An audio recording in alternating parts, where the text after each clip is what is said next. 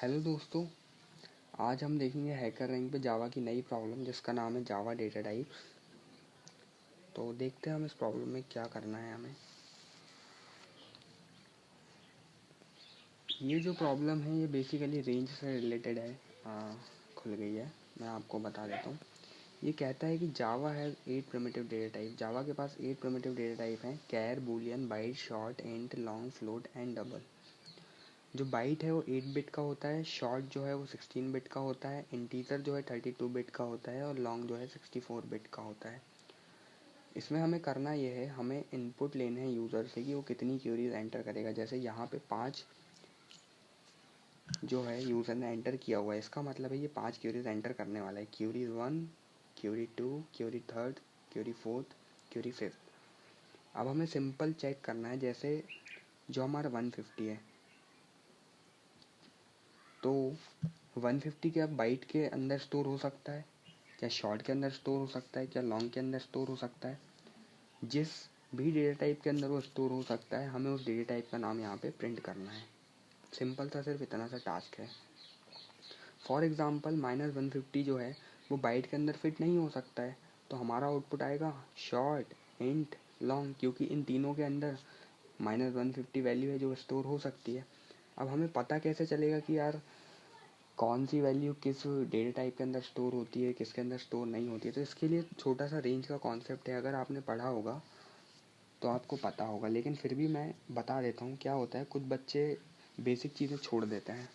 ये देखिए, bite, short, int, long. जैसा कि बाइट 1 बाइट का होता है, शॉर्ट 2 बाइट का होता है, इंटीजर 4 बाइट का होता है, लॉन्ग जो है 8 बाइट का होता है। ये जो है यहाँ पे मैंने इनकी रेंज बताई हुई है।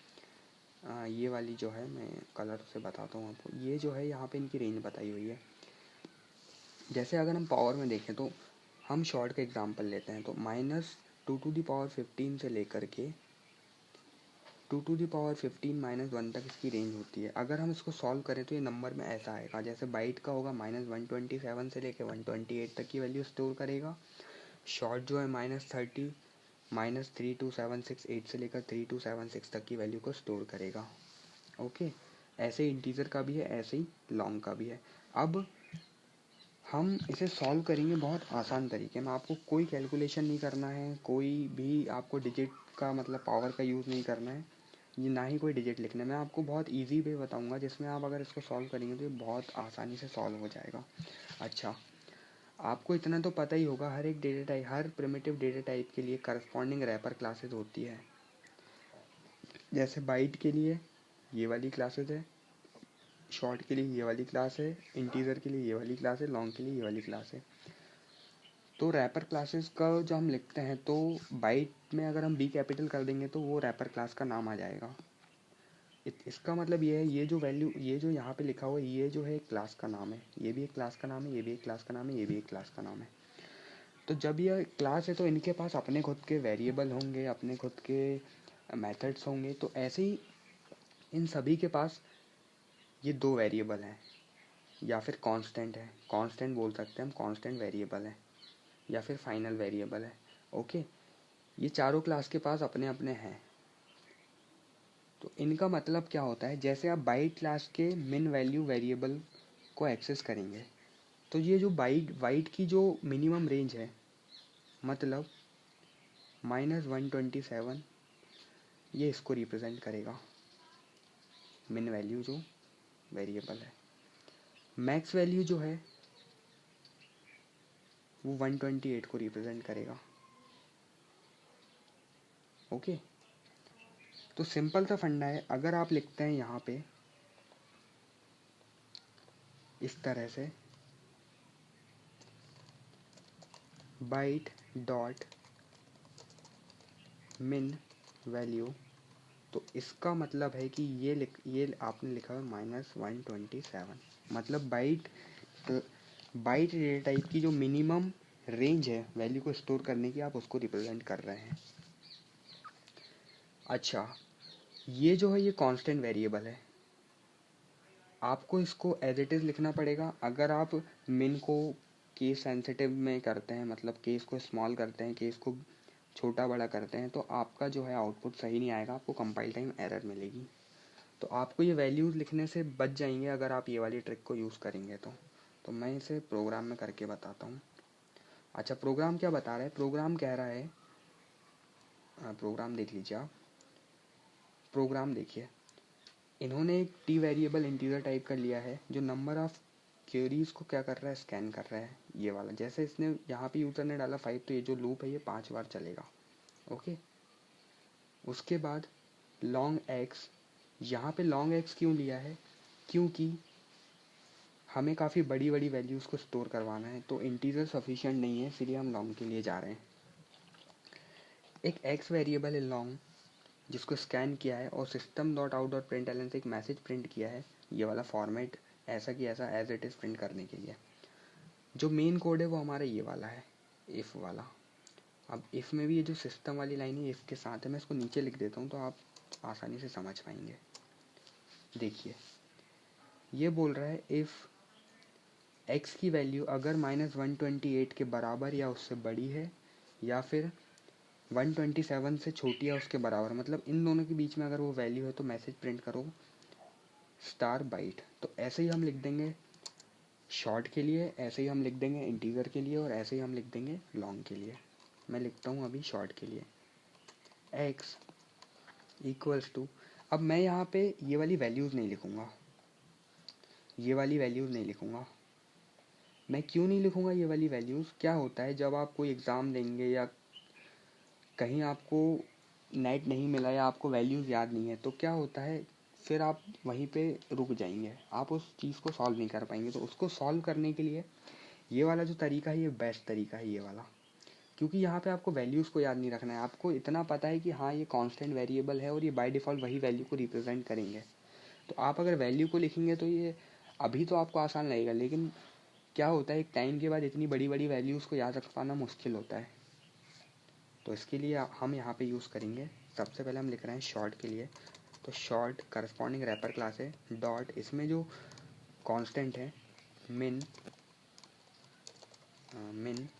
Value, and X equals to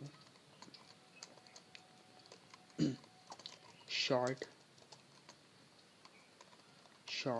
dot max value. अगर ये कंडीशन सही है तो सिस्टम पे प्रिंट करो system dot out dot print ln star integer, sorry short.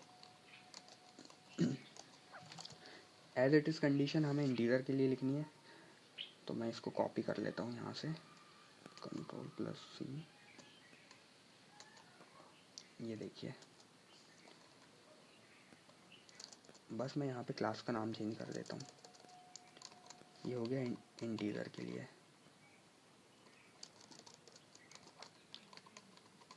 अगर ये कंडीशन सही है तो प्रिंट करो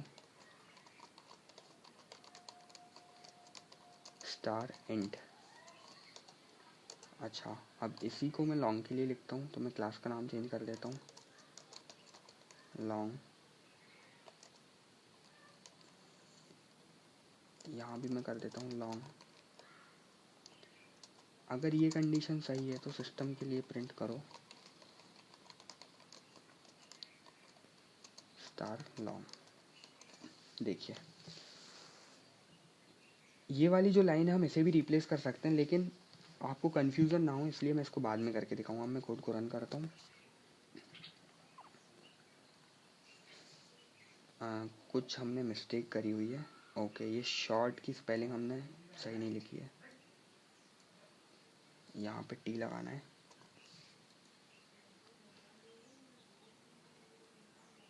ये देखिए, हमारा जो आउटपुट है एकदम सही आया है। अब मैं आपको इसमें कुछ बताने वाला हूँ जो बहुत सारे बच्चों को डाउट होता है।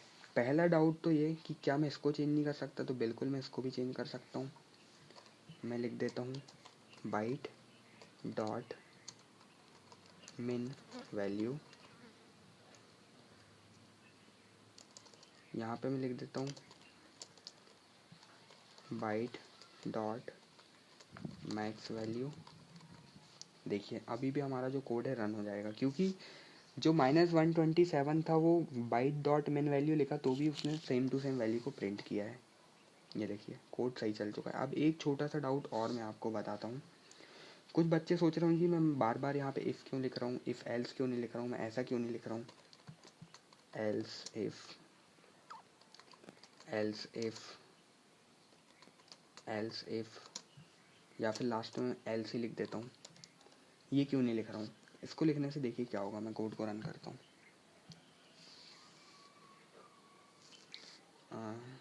Just a minute, else if लिखना पड़ेगा क्योंकि एल्स में कंडीशन नहीं होती है। देखिए इफ एल्स लिखने से क्या होता है, कोड तो हमारा चल जाएगा लेकिन जो हमारा आउटपुट है वो सही नहीं आएगा। क्यों सही नहीं आएगा, क्योंकि देखिए 150 can be fitted in short, short के बाद क्या आना चाहिए, इंट लॉन्ग भी आना चाहिए। तो ये सिर्फ शॉर्ट क्यों आ रहा है, शॉर्ट इसलिए आ रहा है क्योंकि इस 150 चेक किया, ये वाली कंडीशन फॉल्स थी, तो ये वाली कंडीशन चेक की उसने, ये वाली कंडीशन सही निकली तो उसने बाकी कंडीशन को चेक ही नहीं करी। तो इफ एल्स लिखने से क्या होता है, जब एक कंडीशन सही हो जाती है तो वो बाकी कंडीशन को चेक नहीं करता। तो इसीलिए हम बार बार इफ़ का यूज़ कर रहे हैं क्योंकि हमें सारी कंडीशन को चेक करवाना है। तो मैं यहाँ से सारे जो है एल्स हटा देता हूँ। अच्छा, अब एक कॉन्सेप्ट और यहाँ पे कि ये ट्राई कैच का क्या यूज़ हो रहा है। यहाँ पे ट्राई और कैच का क्या यूज़ हो रहा है। ट्राई कैच का यूज़ हो रहा है ये वाले आउटपुट के लिए, ये वाले आउटपुट के लिए। क्योंकि देखिए यहाँ पे इन्होंने बोला है एक वेरिएबल को इन्होंने स्कैन किया है लॉन्ग। अब कोई भी लॉन्ग जो है, कोई भी लॉन्ग, आप जब कोई भी लॉन्ग वैल्यू लेते हैं तो उसकी मैक्सिमम जो लिमिट होती है वो ये वाली होती है।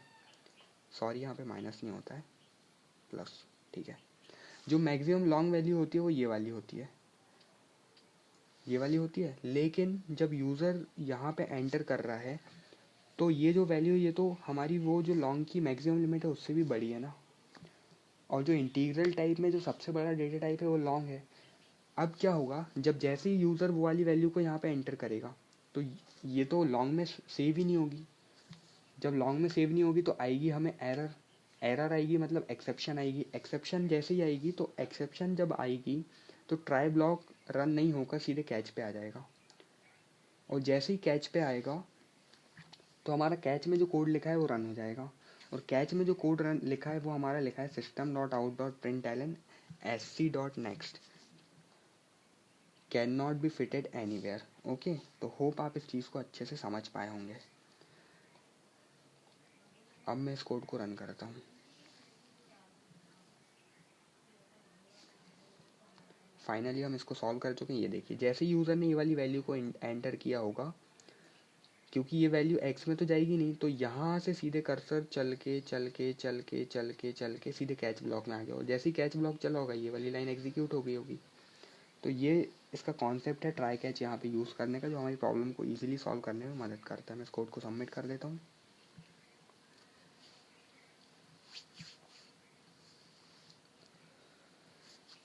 हाँ, टेस्ट केसेस वो चेक कर रहा है।